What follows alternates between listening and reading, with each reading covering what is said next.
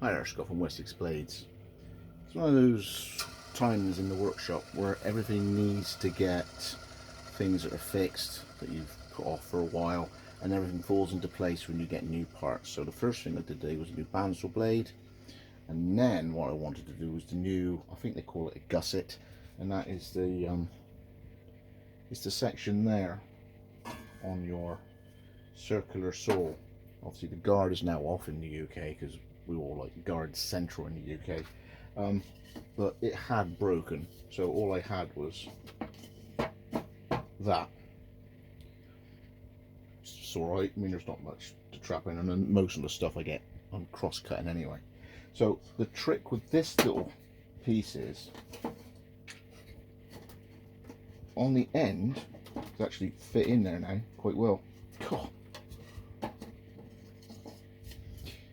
At the far end, you need a little nugget that slips into a little sort of rebatey holey thing down in there, okay? And obviously, because I had the bandsaw blade done, it allowed me to cut this with the circular saw that I had slightly too long to allow the room for it, and then on the brand new vertical bandsaw blade. So that's now done. The other trick obviously is if you're doing your slot, you work out where your slot's going to be. So I wanted about an 8.5mm slot, so it's a hole at either end, and then you use a scroll saw I had from Sandy Jacklaw. Hey Sandy, it's still going, the old Clark. And then you slacken off the blade of the fret saw.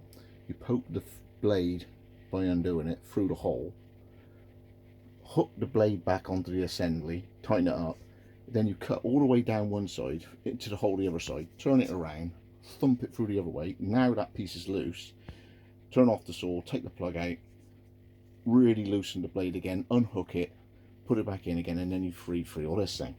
So that is now made. And the reason of that locator is there's only one screw holding it in, so that's that one the other side. So a small 4.5mm I did on the countersink, and then just round off all the corners, and that's now his firewood.